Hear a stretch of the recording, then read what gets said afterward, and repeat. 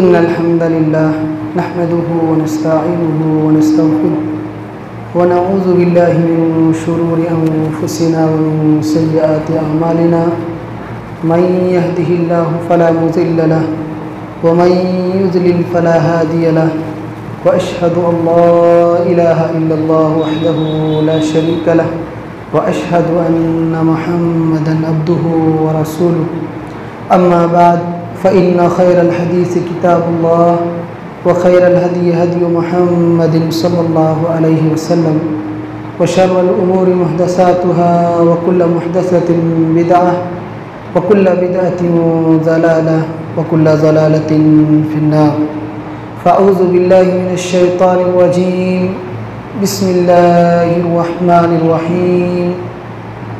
क़ाफ़ वल क़ुरआनिल मजीद बल अजिबू अन जाअहुम मुन्ज़िरुम मिन्हुम फ़क़ालल काफ़िरून हाज़ा शैउन अजीब अइज़ा मितना व कुन्ना तुराबन ज़ालिका रज्उन बईद क़द अलिम्ना मा तंक़ुसुल अर्ज़ु मिन्हुम व इंदना किताबुन हफ़ीज़ बल कज़्ज़बू बिल हक़्क़ि लम्मा जाअहुम फ़हुम फ़ी अम्रिन मरीज अफ़लम यंज़ुरू इलस समाई फ़ौक़हुम कैफ़ बनैनाहा व ज़य्यन्नाहा व मा लहा मिन फ़ुरूज वल अर्ज़ मददनाहा व अलक़ैना फ़ीहा रवासी व अंबतना फ़ीहा मिन कुल्लि ज़ौजिन बहीज तबसिरतन व ज़िक्रा लिकुल्लि अब्दिन मुनीब व नज़्ज़लना मिनस समाई माअन मुबारकन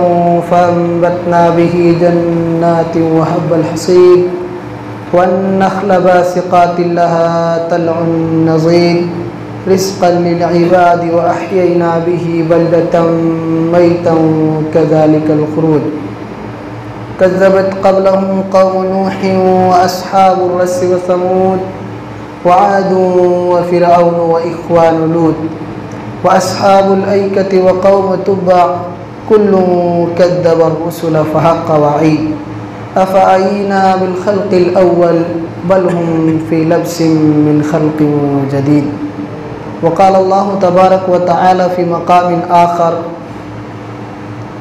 या अय्युहन नास उअ्बुदू रब्बकुमुल्लज़ी ख़लक़कुम वल्लज़ीना मिन क़ब्लिकुम लअल्लकुम तत्तक़ून।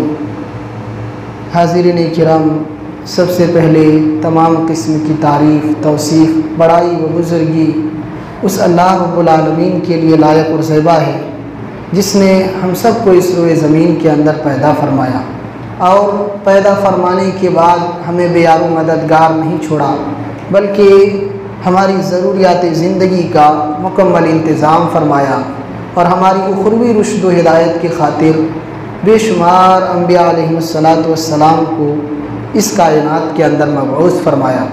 उन तमाम अम्बिया अलैहिमुस्सलातु वस्सलाम पर दरूद व सलाम के फूल निछावर हों, बिलख़ुसूस हमारे आखिरी नबी सरताज रसूल सय्यदुल कौनैन जनाब मुहम्मदुर रसूलुल्लाह सल्लल्लाहु अलैहि वसल्लम पर। हाज़िरीन किराम, हम्द व सलात के बाद हमारी आज की गुफ्तगू का उन्वान है रब की बंदगी है मकसद ज़िंदगी। मोहतरम हाज़िरीन, हम और आप इंसान हैं, अल्लाह रब्बुल इज़्ज़त के बंदे हैं। अल्लाह ताला ने हमको और आपको पैदा किया है। जिस दुनिया में हम और आप जी रहे हैं, ये हकीकत है कि ये दुनिया आखिरत की खेती है। ये दुनिया दारुल अमल है और आखिरत दारुल जज़ा है। इंसान जो कुछ इस दुनिया में कमाएगा, जो कुछ इस दुनिया में करके जाएगा, आखिरत में उसी का बदला और उसी का इनाम पाएगा। अगर अच्छा करेगा उसका बदला अच्छा मिलेगा, अगर बुरा करेगा तो उसका भुगतान भी उसी को करना पड़ेगा। तो ये हमारे और आपके लिए अमल की जगह है और अल्लाह रब्बुल आलमीन की निगाह में इस दुनिया की कोई हैसियत नहीं है, कोई मकाम और मर्तबा नहीं है। अल्लाह ताला ने कहा वमल हयातुद दुनिया इल्ला मताउल गुरूर, कि ये दुनिया की ज़िंदगी धोखे का सामान है। ये दुनिया एक धोखा है, एक खेल है, एक तमाशा है।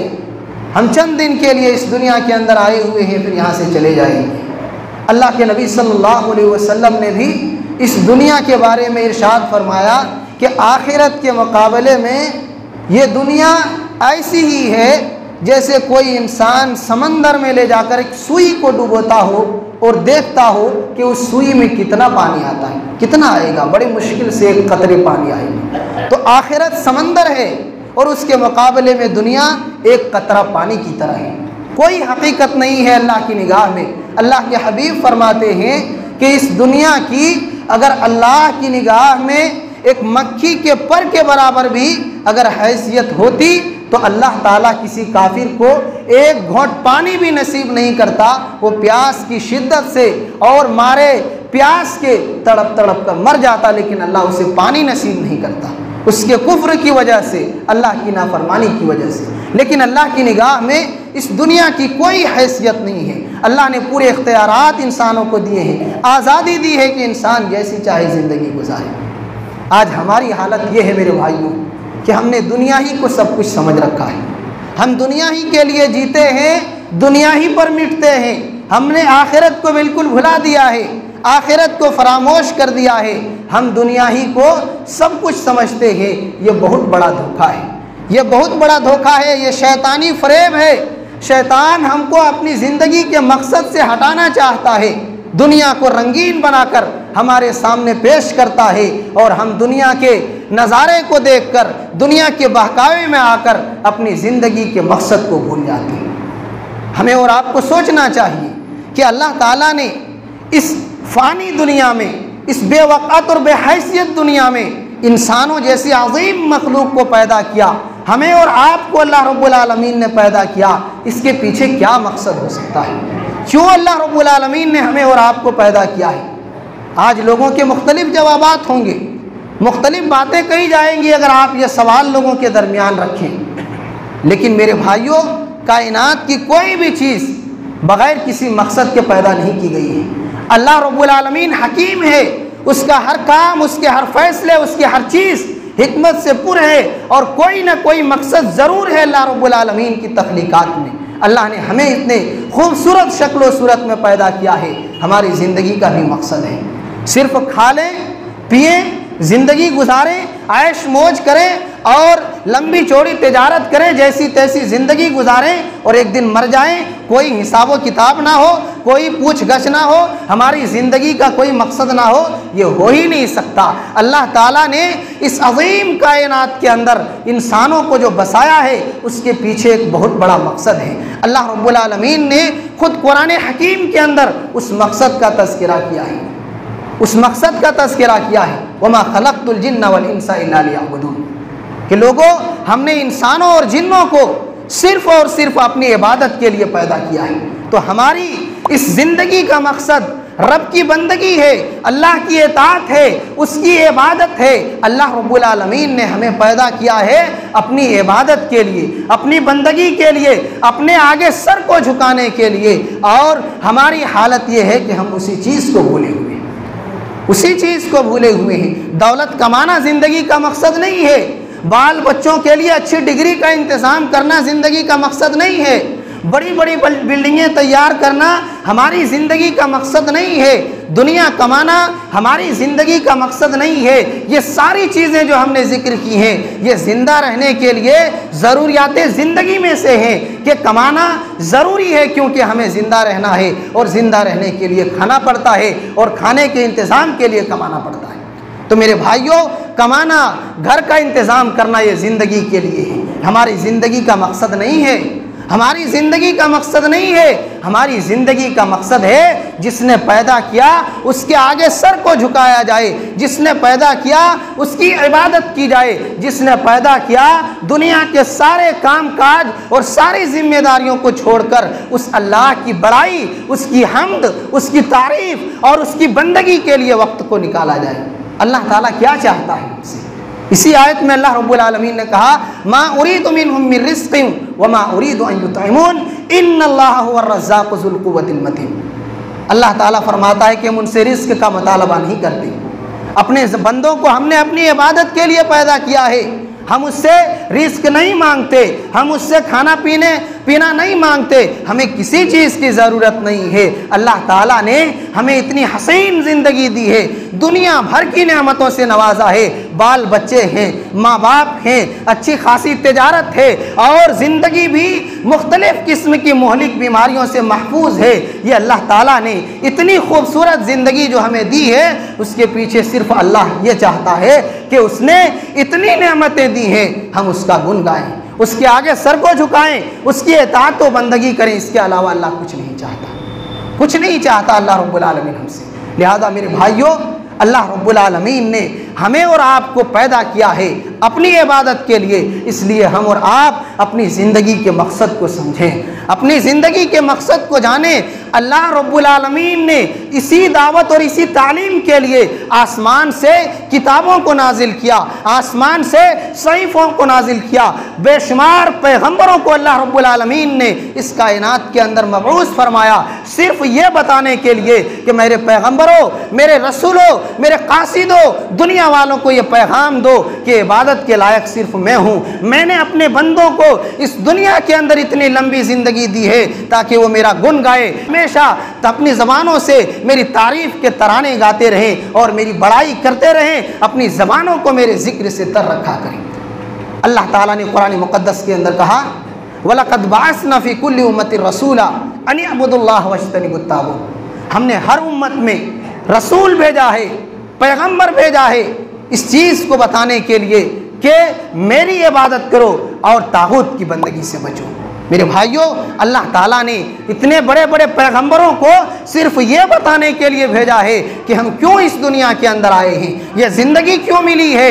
ये ज़िंदगी हमें और आपको खाने कमाने के लिए नहीं मिली है, इसलिए इस धोखे में हम और आप अपनी ज़िंदगी को बर्बाद ना करें। अपनी ज़िंदगी के मकसद को हम और आप समझें कि क्यों अल्लाह रब्बुल आलमीन ने हमें और आपको इस दुनिया के अंदर पैदा किया है। अल्लाह ताला ने हमें और आपको अपनी इबादत के लिए पैदा किया है और ख़ुद ही अल्लाह रब्बुल आलमीन ने यह दावत दी है कि हम अल्लाह की इबादत करें। तमाम इंसानों से खिताब करते हुए अल्लाह रब्बुल इज़्ज़त ने कहा, या अय्युहन्नास उअ्बुदू रब्बकुमुल्लज़ी खलक़कुम वल्लज़ीना मिन क़ब्लिकुम लअल्लकुम तत्तक़ून। ऐ लोगो, ऐ दुनिया के बसने वाले इंसानों, उस रब की इबादत करो जिसने तुमको पैदा किया है। अल्लाहु अकबर। अल्लाह रब्बुल आलमीन हमें याद दिला रहा है कि इस दुनिया में क्यों आए हैं, इस दुनिया में आने का मकसद क्या है। अल्लाह रब्बुल आलमीन ने कहा, लोगों सुनो, हमने तुमको पैदा किया है अपनी इबादत के लिए, इसलिए उसी रब की इबादत करो जिसने तुमको पैदा किया है। गैरों की इबादत ना करो, दरगाहों पर, मज़ारों पर, आस्थानों पर अपने सर को ना झुकाओ, किसी और से न मांगो। अल्लाह रब्बुल आलमीन ने पैदा किया है इबादत के लायक, सर झुकाने के लायक, बंदगी के लायक अगर कोई है तो वो सिर्फ और सिर्फ अल्लाह रब्बुल इज़्ज़त है। लिहाजा अल्लाह ताला ने कहा, लोगों हमने तुमको पैदा किया है, तुम मेरी इबादत करो, उस रब की इबादत करो जिसने तुमको पैदा किया है। तुमसे पहले लोग जो गुजर चुके हैं उन लोगों को भी उसी अल्लाह ने पैदा किया है ताकि तुम मुत्तकी और परहेज़गार बन जाओ। तो मेरे भाइयों, अल्लाह रब्बुल इज़्ज़त ने हमें पैदा किया है अपनी इबादत के लिए। आज हम दुनिया के सारे काम करते हैं, बहुत अफसोस होता है, हम सब कुछ करते हैं सिवाय अल्लाह की इबादत की। चोरी करते हैं, इलाके में मुसलमान ढेरों आपको मिलेंगे चोरी करने वाले, झूठ बोलने वाले, दूसरों के माल को गस्ब करने वाले, दूसरों से लड़ाई झगड़े करने वाले, गाली गलौज करने वाले, दुनिया भर के गुनाह को अंजाम देने वाले, जिसको अल्लाह ने मना किया था वो सब काम करते हैं। और जो हमारी ज़िंदगी का सबसे बड़ा मकसद था, जिसके लिए हम इस दुनिया में आए थे, सब कुछ करते हैं, लेकिन वही काम नहीं करते हैं जिसके लिए पैदा किए गए।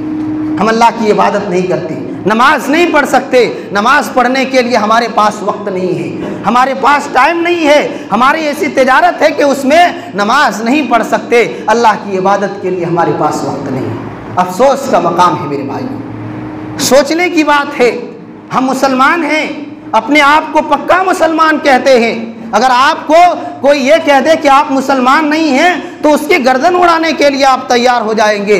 हमारा और आपका दावा है पक्का मुसलमान है, कुरान और हदीस को मानने वाले हैं, और जन्नत तो हमारे बाप दादा की जागीर है, मिलनी ही मिलनी है, हमें जन्नत मिलनी ही मिलनी है, इसलिए जो चाहो। मेरे भाइयों, गौर करने की बात है, सोचने की बात है। अल्लाह रब्बुल आलमीन ने हमें और आपको जो ये ज़िंदगी दी है, अल्लाह रब्बुल आलमीन ने यह भी बताया है कि किस तरीके से हम जन्नत को पा सकते हैं, किस रास्ते पर चल करके हम जहन्नम में जा सकते हैं। अल्लाह ताला ने दोनों रास्तों की निशानदेही की और इंसान की तख्लीक का मकसद बताते हुए कहा, अल्लज़ी खलक़ल मौत वल हयात लियब्लुवकुम अय्युकुम अहसनु अमला। अल्लाह ताला ने मौत और ज़िंदगी को पैदा किया है ताकि वो देखे कि तुम में कौन अच्छा अमल करता है। तो ये ज़िंदगी अल्लाह ताला हमें जांचने के लिए, हमें परखने के लिए अता किए हैं कि अल्लाह रब्बुल आलमीन देखे कि हम कैसा अमल करते हैं, इस दुनिया में कैसा काम करके यहाँ से वापस जाते हैं। और याद रखें, इस दुनिया में रहकर अगर कोई चीज़ आपको साथ में जा सकती है, आपका साथ हो सकती है, वो आपका अमल है, वो आपका अमल है, आपकी इबादतें हैं, आपकी नेकियां हैं। ये दुनिया की दौलतें, माफ़ कीजिए, आपके साथ जाने वाली नहीं हैं। ये बाल बच्चे आपके साथ कब्र में जाने वाले नहीं हैं। दुनिया के सारे मर्तबे, सारी दौलतें, सारी नेमतें यहीं पड़ी रह जाएंगी। आपके साथ आपका अमल जाने वाला है, आपके असल साथी आपके अमाल होने वाले हैं। एक शायर ने क्या ही बेहतरीन बात कही है। शायर कहता है, दौलत दुनिया मरातिब सब यहीं रह जाएंगे, दौलत दुनिया मरातिब सब यहीं रह जाएंगे, साथ जाएंगे फ़कत आमाल ही अच्छे बुरे।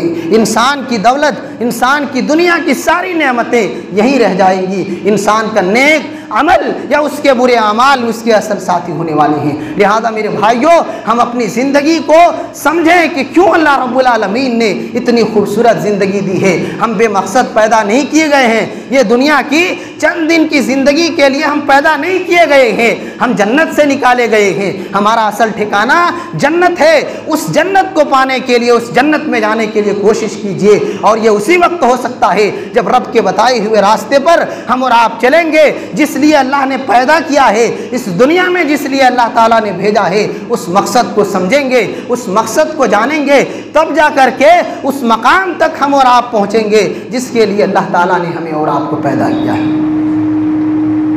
एक शायर ने, फारसी शायर ने कहा था, जिंदगी आमद बराए बंदगी, जिंदगी आमद बराए बंदगी, जिंदगी बेबंदगी शर्मिंदगी। जिंदगी जो मिली है बंदगी के लिए मिली है, अल्लाह की इबादत के लिए अल्लाह ताला ने पैदा किया है।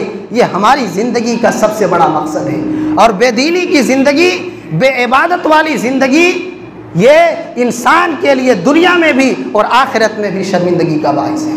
लिहाजा मेरे भाइयों, हम और आप इस दुनिया में रहकर आखिरत की तैयारी करें, जहाँ हमेशा रहना है, जहाँ सदा रहना है, जो ज़िंदगी असल ज़िंदगी है, जिस ज़िंदगी के लिए सहाबा इकराम नबी अक़दस सल्लल्लाहु अलैहि वसल्लम फ़िक्र किया करते थे और तालीम दिया करते थे। नबी अक़दस सल्लल्लाहु अलैहि वसल्लम ने दुनिया के बारे में बताया था कि दुनिया में इस तरीके से रहो, या मैं इस तरीके से रहता हूँ जैसे एक मुसाफिर रहता है, चलते चलते, सफ़र करते करते किसी दरख्त के साए तले थोड़ी देर सुस्ताने के लिए, आराम करने के लिए ठहरता है, साया हासिल करता है, फिर सफ़र में निकल पड़ता है, वहाँ रुकता नहीं है, बल्कि किसी भी तरीके से थोड़ी देर सुस्ताता है। और असल जो मकसद है वो अपनी मंजिल तक पहुँचना है, हमें भी आखिरत में जन्नत पाना है, और इसी के लिए हम इस दुनिया के अंदर भेजे गए हैं। एक अहम बात, एक मिसाल हम और आप अपने जहनों में रखें इस बात को समझने के लिए कि हम सब कुछ करते हैं, लेकिन जिसके लिए अल्लाह ने पैदा किया है हम वही काम नहीं करते।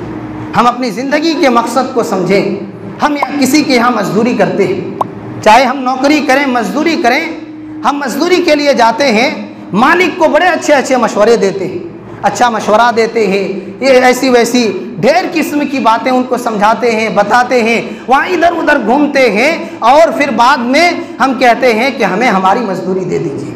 आप खुद ही सोचिए, क्या हमें मजदूरी मिलेगी? क्योंकि जो ड्यूटी हमें दी गई थी, जो काम, जो जिम्मेदारी हमें सौंपी गई थी, हमने अच्छी बातें बताई तो सही, हमने सब कुछ किया, उधर घूमे फिरे, सारी बातें बताई, पूरा वक्त वहीं गुजारा, लेकिन जिस मकसद के लिए हमें मालिक ने लगाया था वो काम हमने नहीं किया, वो ड्यूटी हमने अंजाम नहीं दी। तो जिस तरीके से मालिक आपको इस दुनिया के अंदर बगैर मजदूरी के और जिस मकसद के लिए काम में लगाया है, उस मकसद को पूरा किए हुए बगैर आपको मजदूरी नहीं दे सकते, आपको महीना नहीं दे सकते, फिर अल्लाह रब्बुल आलमीन बगैर मेहनत के कैसे आपको जन्नत दे सकता है? जिस मकसद के लिए अल्लाह ने पैदा किया है, आप सब कुछ करते हैं, आप सब कुछ करते हैं, दुनिया कमाते हैं, दुनिया की डिग्रियां हासिल करते हैं, दौलत कमाते हैं, बिल्डिंगें बनाते हैं और दुनिया की मुख्तलिफ नेमतों को हासिल करते हैं, लेकिन जिस लिए पैदा किए गए हैं वो काम नहीं करते, तो क्या जो हमारा ठिकाना जन्नत है उस जन्नत में हम जा सकते हैं? नहीं जा सकते। इसलिए जिस तरीके से दुनिया में मजदूरी पाएंगे, वो काम, वो जिम्मेदारी अंजाम देने के बाद, वैसे ही आखिरत में जन्नत पाएंगे। इस दुनिया में जिस लिए अल्लाह ने पैदा किया है उस मकसद में कामयाब होने के बाद। लिहाजा इस दुनिया को बामकसद बनाओ, एक मकसद लेकर के ज़िंदगी गुजारा करो। ये वक्त का गुजर जाना कोई मामूली बात नहीं है। बहुत से लोग आज ये कहते हैं कि अभी तो बहुत वक्त है, बाद में इबादत कर लेंगे, बाद में देखा जाएगा, अभी तो जवानी है, जब बुढ़ापा आएगा तो इबादत कर लेंगे। मेरे भाइयों, क्या गारंटी है कि आप बुढ़ापे तक जिंदा रहेंगे? कोई गारंटी है? कोई सर्टिफिकेट है? कोई ऐसी खबर आपको मिली है कि आप बुढ़ापे तक जिंदा रहेंगे? और किस जवानी पर आपको गुरूर है? किस जवानी के नशे में आप चूर हैं? आज से कुछ सालों पहले कितने ऐसे लोग थे दुनिया में, कितने ऐसे लोग मौजूद थे जिनके हुस्न का चर्चा था, जिनके एक झलक को देखने के लिए लोग पागल हुए फिरते थे। आज बुढ़ापा आते ही उनके चेहरों में झुर्रियां पड़ चुकी हैं, उनके चेहरे की रौनक खत्म हो चुकी है, लोग उसे देखना गवारा नहीं करते। आपकी रौनक भी खत्म हो जाएगी, आपकी जवानी का ये जोश भी खत्म हो जाएगा, ये वलवले और ये जवानी के गुरूर और घमंड खत्म हो जाएंगे और बुढ़ापे का वो कमजोर जमाना आप भी देखेंगे जो दुनिया में हर बूढ़ा इंसान देखता है और जिस कमजोरी से दो चार होता है। इसलिए मेरे भाइयों, जवानी के नशे में चूर नहीं होना है। मौत का कोई मुतय्यन वक्त नहीं है कि आपको बता कर आएगी कि आपको बुढ़ापे में हम लेकर के जाएंगे, वो कभी भी आ जाएगी और जब मौत का वक्त आ जाएगा तो आपको मोहलत नहीं मिलेगी। और आप किस जवानी की बात करते हैं? हमारे ही तरह ये उम्मीद लगाने वाले कल तक कितने ऐसे लोग थे जिन्होंने ये उम्मीद लगाई थी कि हम बुढ़ापे में जब कदम रखेंगे तो इबादत करेंगे। अल्लाह ताला ने वो दिन उनको अता ही नहीं किया, उससे पहले वो इस दुनिया से रुखसत हो गई। या आज अगर बुढ़ापे में आए हैं, चाह कर इबादत नहीं कर सकते, चाह कर नमाज नहीं पढ़ सकते, क्योंकि हड्डियां कमज़ोर हो चुकी हैं। मस्जिद में आने के लिए उनके पास ताकत नहीं है, खड़े होने की कुव्वत नहीं है, बोलने की ताकत नहीं है, अल्लाह की इबादत के लिए उनके पास सकत नहीं है। मेरे भाइयों, अभी जवानी है, अल्लाह की इबादत में गुजारा करें, अपनी ज़िंदगी के मकसद को समझें और एक अच्छे इंसान बनकर ज़िंदगी गुजारा करें। और याद रखें, ये लंबी चौड़ी ज़िंदगी जो आप उम्मीद लगाए हुए बैठे हैं कि अभी बहुत लंबा वक्त हमारे पास है, मेरे भाइयों, लंबा नहीं रहता। आप बुजुर्गों से पूछिए, आपके दरमियान हैं, ये बताएंगे आपको कि कल ही इन गलियों के अंदर हम खेला करते थे। पता नहीं ये बचपन का हसीन ज़माना, ये जवानी का खूबसूरत दौर कब चला गया और बुढ़ापे के इस कमज़ोर ज़माने में हम कदम रख चुके। ये बीच के जो अदवार हैं, बचपन से लेकर जवानी और जवानी से बुढ़ापे तक, ये ज़िंदगी कहाँ गुजर गई हम सोच भी नहीं सके, हम समझ भी नहीं पाए और ये पूरी ज़िंदगी हमारी ख़त्म हो गई। एक शायर ने अपने शेर के अंदर इस हकीकत को बड़ी बेहतरीन अंदाज में बयान किया है। शायर कहता है, बड़ी ही मुख्तसर तारीख़ दौर ज़िंदगानी है, बड़ी ही मुख्तसर तारीख़ दौर ज़िंदगानी है, किसी की गोद में आना, किसी के दोष पहुंचाना। ये इंसान की ज़िंदगी की तारीख है। इंसान की ज़िंदगी की ये तारीख है कि इंसान माँ के गोद में आता है पैदा होते ही, और इस बीच के ज़माने को, बचपन को, जवानी को, बुढ़ापे को कब ख़त्म कर लेता है, यहाँ तक कि इंसान दूसरों के कंधों के सहारे कब्रिस्तान तक पहुँच जाता है। ये इंसान के ज़िंदगी की मुख्तसर तारीख है। माँ के गोद में आता है और दूसरों के कंधों के सहारे कब्र तक पहुँच जाता है। 20 की ज़िंदगी चाहे 100 साल भी मिल जाए, इंसान को ऐसा लगता है कि कल ही हम जवान थे या कल ही बचपन का ज़माना था। लिहाजा मेरे भाइयों, न हम जवानी पर गुरूर करें, न बेदीनी की ज़िंदगी गुजारें, इसलिए कि अल्लाह ने जो वक्त दिया है ये एक ही बार आपको वक्त मिलने वाला है, ये ज़िंदगी एक ही बार मिलने वाली है। ये ज़िंदगी, ये जवानी, ये बेहतरीन उम्र का ज़माना एक मर्तबा ख़त्म हो गया। आप पछताते रहेंगे, आप तरसते रहेंगे, दोबारा ये ज़िंदगी भी नहीं मिलेगी और वो वक्त गुजरा हुआ वापस भी नहीं आएगा, आप सोचते रह जाएंगे। लिहाजा मेरे भाइयों, हम अपनी ज़िंदगी को अल्लाह की इबादत में गुजारें, अपनी ज़िंदगी के मकसद को समझें। अल्लाह ताला ने अपनी बंदगी के लिए, अपनी इबादत के लिए हमको और आपको पैदा किया है। इसलिए अक्लमंद वही इंसान है, समझदार वही इंसान है जो इस दुनिया में ज़िंदगी गुजार गुजारता है उसी तरीके पर जिस तरीके पर अल्लाह ने ज़िंदगी गुजारने का हुक्म दिया है। अल्लाह ने हमें जिस काम के लिए पैदा किया है उस काम को अपनी ज़िंदगी का जो सबसे बड़ा मकसद समझता है वो इंसान सबसे बड़ा अक्लमंद है, वो इंसान सबसे बड़ा दानिशमंद है। लिहाजा मेरे भाइयों, अल्लाह रब्बुल आलमीन ने हमें और आपको ये ज़िंदगी दी है, इसलिए अल्लाह की इताअत में, अल्लाह की बंदगी में अपनी ज़िंदगी को सर्फ करें। और एक बात हम और आप याद रखें कि हम उमूमन जो दीन से गाफिल हैं, अल्लाह की इबादत से जो दूर भागे हुए हैं, इसका सबसे बड़ा मकसद है दौलत। हर इंसान, आप किसी से भी सवाल करें, चाहे वो इबादत करते हों उनसे भी, जो नहीं करते हों उनसे भी, आप अगर पूछेंगे तो वो कारोबार और दौलत का बहाना लगाएंगे। हमने कई लोगों से पूछ करके भी देखा, अगर आप पूछेंगे कि नमाज क्यों नहीं पढ़ते, अल्लाह की इबादत क्यों नहीं करते, रोज़े क्यों नहीं रखते, उनका जवाब यही मिलेगा कि हमारे पास वक्त नहीं है, बड़ी मसरूफियत है, कारोबार बड़ा लंबा चौड़ा है, हमारा ऐसा काम है कि हम नमाज उसमें पढ़ नहीं सकते हैं, वक्त नहीं मिलता है, सफाई सुथराई का एहतमाम नहीं हो पाता है। मुख्तलिफ हीले बहाने हैं, मुख्तलिफ हीले बहाने हैं। मेरे भाइयों, आप किस दौलत की बात करते हैं, किस दौलत की बात करते हैं आप, और किस दौलत के लालच में आप दीन को दाव पर लगा रहे हैं? उस दौलत की जिस दौलत से किसी का पेट नहीं भरा है, आज तक किसी का पेट नहीं भरा है। दुनिया में कोई भी इंसान बता दें जो दुनिया का सबसे बड़ा मालदार हो, आप उनसे भी पूछ करके देखें कि आपको और दौलत चाहिए, और माल चाहिए, वो कहेगा इसको डबल करने की चाहत है, इसको डबल करने की चाहत है, और इस दौलत को हमेशा बाकी रखने की चाहत है। किसी इंसान का पेट दौलत से आज तक नहीं भरा है। अल्लाह के रसूल सल्लल्लाहु अलैहि वसल्लम ने हदीस के अंदर इस हकीकत को बयान किया है। अल्लाह के नबी सल्लल्लाहु अलैहि वसल्लम फरमाते हैं, लौ कान लिब्ने आदम वादियान मिन मालिन व फी रिवायतिन वादियान मिन ज़हबिन लब्तगा वादियन सालिसा वला यमलउ जौफ इब्न आदम इल्ला तुराब। अल्लाह के रसूल फरमाते हैं, अल्लाह ताला अगर इंसान को दौलत और माल में इतना ज़्यादा अता कर दे कि सोने के पैसे के नहीं, सिक्कों के नहीं, और दूसरे पैसे के नहीं, सोने के अगर अल्लाह ताला 2 पहाड़ भी इंसान को दे दे, तो इंसान की ये आरज़ू, ये तमन्ना, ये ख्वाहिश होगी कि काश सोने का एक तीसरा पहाड़ भी मिल जाता तो बड़ा अच्छा होता। अल्लाह के रसूल फरमाते हैं, वला यमलउ जौफ इब्न आदम इल्ला तुराब। इंसान के इस ख्वाहिश को, इस चाहत को, माल की इस लालच को कब्र की मिट्टी के अलावा कोई चीज़ भर नहीं सकती। इंसान सारी चीज़ों को छोड़कर कब्र के मनो मिट्टी में जब दब जाता है, सारी ख्वाहिशें ख़त्म हो जाती हैं, सारी आरज़ुएँ ख़त्म हो जाती हैं। तो मेरे भाइयों, आप जिस दौलत के पीछे भाग रहे हैं, कभी भी आपका पेट नहीं भर सकता, कभी भी इस दौलत से आपकी लालच ख़त्म नहीं हो सकती। फिर क्यों इस दौलत के पीछे भागना है? क्यों इस दौलत की लालच में, जिससे कभी पेट नहीं भर सकता, अपनी आखिरत को दाव पर लगाना है? नहीं मेरे भाइयों, दीन को सबसे आगे रखो, दौलत कमाओ ज़रूरत के हद तक, जायज़ शक्लों में, और अपने दीन को, अल्लाह की इबादत को उससे आगे रखो। आप किस दौलत की बात करते हैं? उस दौलत की जिसके आते ही, या जिस इंसान के पास से वो दौलत ख़त्म हो जाती है, और इंसान जब मर जाता है, उसके मरते ही उसी दौलत के खातिर उसके औलाद आपस में लड़ती हैं,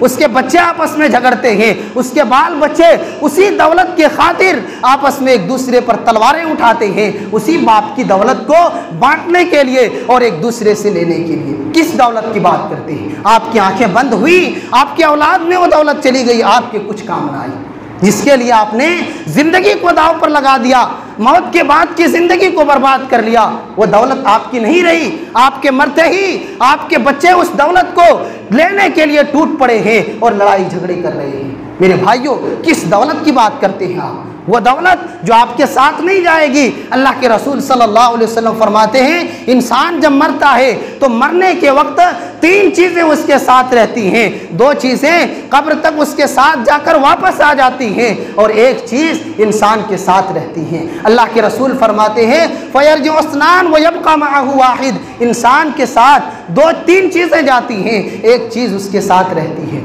अल्लाह के रसूल फरमाते हैं कि इंसान जब मर जाता है तो उसका माल वापस चला आता है, उसके अहलो अयाल वापस चले आते हैं कब्र में दफन करके। वयब्का अमलु, इंसान का अमल उसके साथ बाकी रहता है।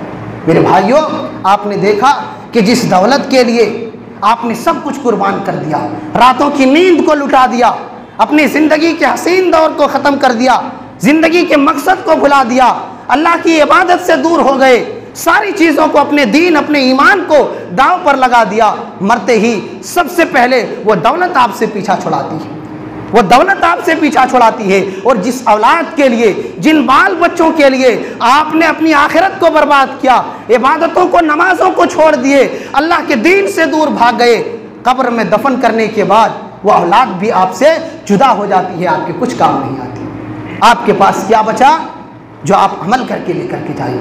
आपका किरदार, आपका अमल, आपकी अच्छाइयाँ या बुराइयाँ। इसलिए मेरे भाइयों, क्यों दुनिया कमा रही हैं?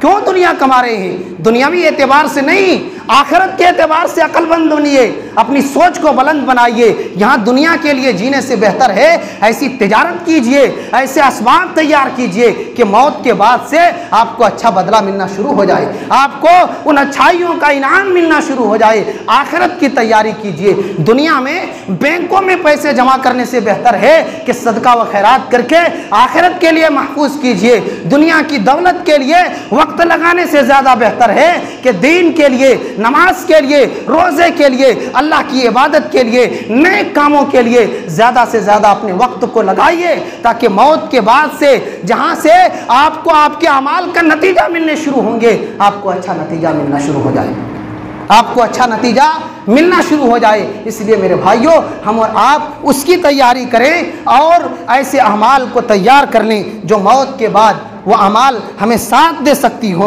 और हमारे साथ कब्र तक जा सकती हो, और जो मौत के बाद की ज़िंदगी में हमारे लिए असल साथी हों। मेरे भाइयों, हम और आप जिस दौलत की बात करते हैं वो कौन सी दौलत है?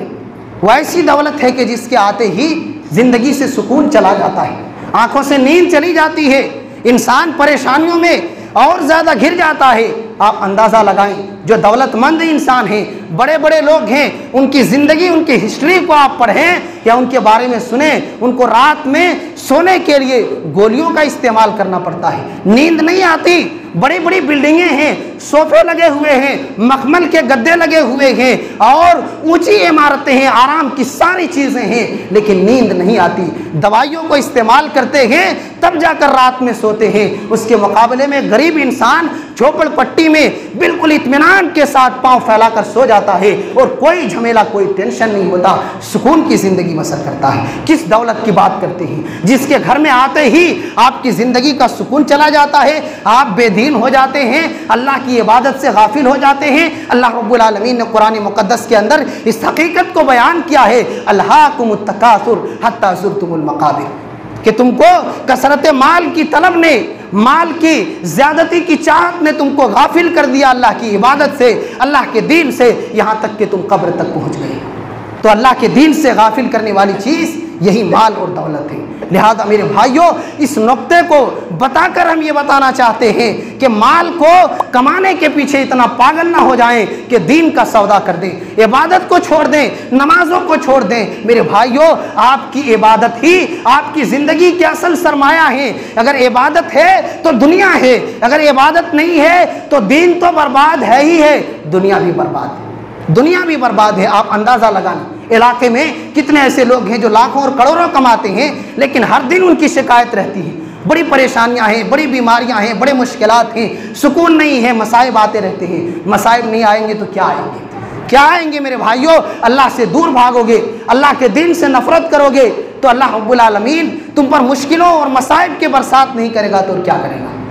इसके मुकाबले में दीनदार इंसान सुकून की ज़िंदगी गुजारता है, इत्मीनान से ज़िंदगी बसर करता है। इसलिए मेरे भाइयों, दीनदार बने। एक शायर ने कहा था, बेदीनी पैगाम फ़ना है, बेदीनी पैगाम फ़ना है, दीन है तो खुशहाल है दुनिया।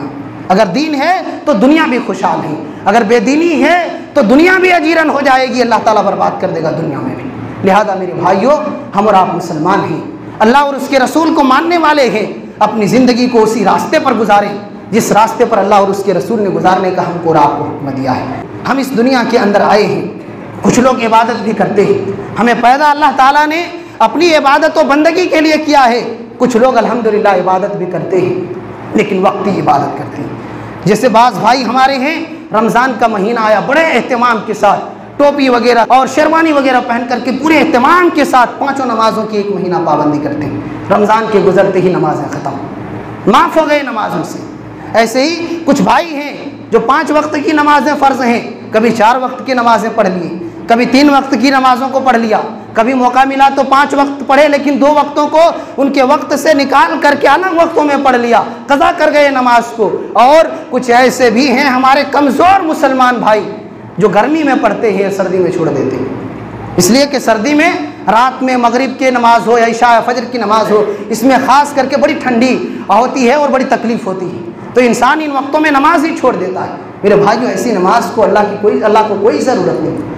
ये वक्ती तौर पर अल्लाह इबादत नहीं चाहता, इबादत कम ही हो लेकिन उसमें मुदावमत हो, उसमें हमेशगी हो। हम सिर्फ फ़राइज़ का एहतमाम करें, नफली नमाजें कम पढ़ सकते हैं कम पढ़ें, लेकिन पाबंदी करें। 5 वक्त की नमाजें जब हमने जाना है कि ज़िंदगी का यही सबसे बड़ा मकसद है, अल्लाह की बंदगी, अल्लाह के आगे सर को झुकाना, ये हमारी पैदाइश का सबसे बुनियादी मकसद है, इसलिए हमको पाबंदी के साथ इबादत करनी चाहिए। और ये सिर्फ चंद दिनों की इबादत अल्लाह ताला नहीं चाहता। कुरान करीम में अल्लाह रब्बुल इज़्ज़त ने इरशाद फरमाया, फसब्बिह बिहम्दि रब्बिक व कुम मिनस साजिदीन वअबुद रब्बक हत्ता यातियकल यकीन, कि आप अपने रब की तस्बीह बयान करें उसके हम्द के साथ, और अल्लाह रब्बुल आलमीन के आगे सर झुकाने वालों में अपने आप को शामिल कर लें, और उस वक्त तक अल्लाह की इबादत करते रहें जब तक आपको यकीन ना आ जाए, जब तक आपको मौत ना आ जाए। तो अल्लाह ताला ने हमें इबादत का हुक्म दिया है मौत के आने तक। जब तक ज़िंदगी है तब तक चांस है, ज़िंदगी ख़त्म, मौका ख़त्म, मोहलत ख़त्म, चांस ख़त्म। अब आपको अमल चाह करके भी करना चाहेंगे तो अमल नहीं कर सकते, अब सिर्फ आपको नतीजा मिलेगा, आपको नतीजा मिलेगा। इसलिए कुरान ये कहता है कि अल्लाह ताला ने हमें इबादत का हुक्म दिया है, उसकी इबादत हमें करनी है जब तक हमें और आपको मौत ना आ जाए। सिर्फ वक्ती इबादत रमज़ान में कर लिए, दिगर महीनों में छोड़ दिए, कुछ दिन पढ़ लिए कुछ दिन छोड़ लिए, ये अल्लाह ताला को पसंद नहीं है। मौत तक, जब से अल्लाह ने नमाज को फ़र्ज़ किया है, जब से अल्लाह रब्बुल आलमीन ने हमें और आपको नेकियों की, अच्छाइयों की जिम्मेदारी दी है, उस वक्त से उन पर अमल पैदा होना शुरू कर दे और मौत तक उन अच्छाइयों पर, उन इबादतों पर, उन नेकियों पर अपने आप को कायम व दायम रखें। और मेरे भाइयों, याद रखें कि वही इंसान अक्लमंद है, वही इंसान कामयाब है जो इस दुनिया में रहकर अपनी आखिरत की तैयारी करता हो, झोपड़पट्टी में ज़िंदगी गुजारता हो, लेकिन फिक्र ये हो कि दुनिया किसी तरह कट जाएगी। कोई इस दुनिया में हमेशा नहीं रहा, गरीब भी आए चले गए, अमीर और मालदार लोग भी आए वो भी चले गए, कोई इस दुनिया में नहीं रहेंगे। हमें आखिरत की तैयारी करनी है, वहाँ हमेशा हमको रहना है। तो जो इस सोच के साथ ज़िंदगी गुजारता है और इस मकसद में अपने आप को कामयाब बनाने के लिए कोशिश करता है, मेहनत करता है, इबादत करता है, वो इंसान सबसे बड़ा अक्लमंद है। और असल कामयाबी यही है कि इंसान इस दुनिया में जैसी ज़िंदगी चाहे गुजार ले, लेकिन आखिरत में अपने आप को जहन्नम से बचा ले। अल्लाह ताला ने कुरान मुक़द्दस के अंदर इरशाद फरमाया, कुल्लु नफ्सिन ज़ाइक़तुल मौत व इन्नमा तुवफ़्फ़ौना उजूरकुम यौमल क़ियामा फ़मन ज़ुहज़िहा अनिन नारि व उदख़िलल जन्नह फ़क़द फ़ाज़ व मल हयातुद दुनिया इल्ला मताउल ग़ुरूर, कि हर नफ्स को मौत का मज़ा चखना है, हर इंसान को, हर जानदार को मौत आनी है, ये कायनात को फना होना है, और तुम सब के सब को तुम्हारे आमाल का क़यामत के दिन पूरा पूरा बदला दिया जाएगा, तुम्हारे आमाल का पूरा पूरा तुमको इनाम